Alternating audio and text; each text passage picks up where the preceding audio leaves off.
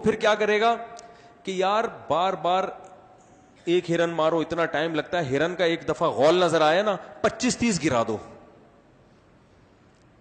آدھا کھاؤ 24.5 سیو کر لو, محفوظ کر لو, کسی ٹھنڈی جگہ پہ جا کے رکھ دو یا مسالہ لگا دو اس کے اوپر. لیکن یہاں تک بات رکے گی نہیں, اس کی خواہشات اس سے بھریں گی نہیں. وہ کہے گا یار جب میں 24.5 میں نے سیو کیے ہیں تو جنگل میں دوسرے شیر ہیں جن کو بھوک لگی ہوگی, وہ ہرن تلاش کر رہے ہوں گے, مناسب ریٹ پہ ہرن ان کو بولو بھائی بیچ دو, بزنس کرو بزنس. اگر شیر کی کھوپڑی میں انسان کا دماغ لگا دیا جائے تھوڑی دیر کے لیے تو شیر کے مقصد وہی ہوگا, طریقہ کیا ہو جائے گا چینج. بلکہ مثال شیر کی چھوڑو, گدھے کی لے لو, تاکہ پتہ چلے کہ اگر ہمارا مقصد خواہشات ہی ہے تو ہم میں اور گدھے میں کوئی فرق بولو بھائی نہیں ہے. سب سے پہلے گدھا کیا کرے گا, وہ جنگل کی ساری گھاس کاٹ کے نا اپنے لیے سائڈ پہ لے جا کے اسٹور کر دے گا. اس کی بلا سے جنگل کے باقی ہرن بھوکے مرے, ان کو گھاس ملے نہ ملے, یہ ساری کیا کر لے گا, اسٹور کر لے گا. پھر اس کی پیکنگ کر کے نا مناسب ریٹ پہ ہرن کو بیچنا شروع کر دے گا. یہاں سے بزنس, انسان کے بزنس کا آغاز بھی یہیں سے ہوا. یہ گھر ور بنگلے گاڑیاں تو بعد میں آئی ہیں. سب سے پہلے تو انسان نے جو بزنس کیا وہ کہاں سے اسٹارٹ کیا ہے, خوراک سے بزنس اسٹارٹ کیا انسان نے کہ خوراک سب کی ضرورت ہے, بیچو. پھر ہوتے ہوتے ہوتے ہوتے گدھے میں چونکہ دماغ تھوڑی دیر کے لیے کس کا لگ گیا ہے, انسان کا. پھر وہ گدھا ہوتے ہوتے ترقی کرتے کرتے گھاس کی کھیر بنائے گا, گھاس کے کباب بنائے گا, اور پھر گھاس کے علاوہ پتہ نہیں کیا کیا. پھر وہی اس کے ہوٹل کھلے ہوئے ہوں گے, گدھے بیٹھے ہوئے ہوں گے اس میں, مناسب ریٹ پر ہمارے یہاں گھاس کی بریانی دستیاب ہے, ہوٹل چل رہے ہوں گے اس کے. پھر وہ رہنے کے لیے کہتا ہے کہ یار ریگستان میں سارا دن گرمی میں پڑے رہتے ہیں, کوئی چھپڑا ہو جائے تو چھپڑے بنیں گے. پھر ہوتے ہوتے بحریہ ٹاؤن کے, یعنی وہی ان میں, ابھی تو بیچارے کے پاس کھوپڑی نہیں ہے نا پلاننگ کے لیے, وہ دماغ جو انسان کے پاس ہے وہ نہیں ہے.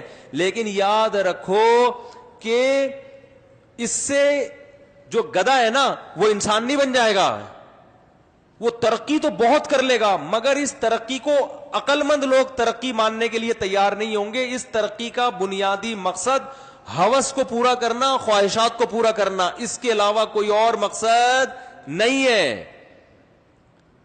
اسی وجہ سے اللہ تعالیٰ نے قرآن میں گدھے کا لفظ تو استعمال نہیں کہ انسانوں کی تھوڑی رعایت کر لی, چوپائے کا لفظ استعمال کیا ہے, 4 ٹانگوں والا جانور.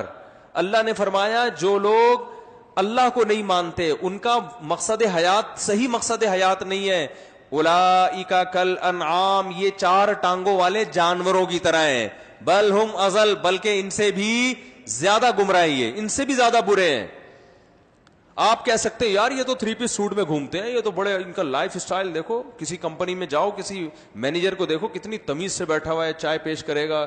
لیکن ان چائے پیش کرنے کے پیچھے بھی ایک مقصد ہے. بینک میں گئے, چائے پلائی جا رہی ہے تاکہ اکاؤنٹ کھول لیں آپ وہاں پہ, سمجھ میں آ رہی ہے بات.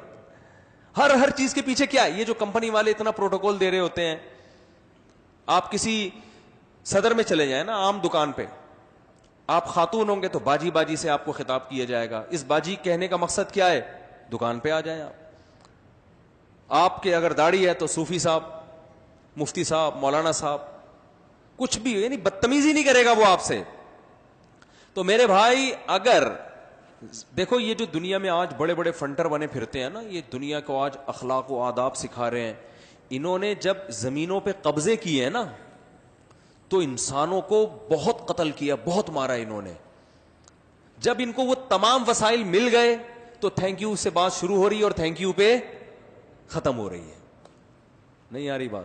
یہ دنیا کے بڑے بڑے کنٹریز دنیا میں وجود میں آئے نا, جو دنیا کو تہذیب سکھا رہے ہیں, جو پہلی دنیا کے لوگ کہلاتے ہیں, اور ہمیں تھرڈ ورلڈ کہتے ہیں کہ تیسری دنیا کے گھٹیا نیچ گھٹیا لوگ, جن کو بات کرنے کی تمیز, کیا بیان کرنے کی تمیز نہیں ہے. انگریز اسٹائل میں تھوڑی بیان کرتا ہے, انگریز تو بیان بھی آپ دیکھو کیسے بہترین اسٹائل میں کر رہے ہوتے, ہم لوگ کا اسٹائل ہے.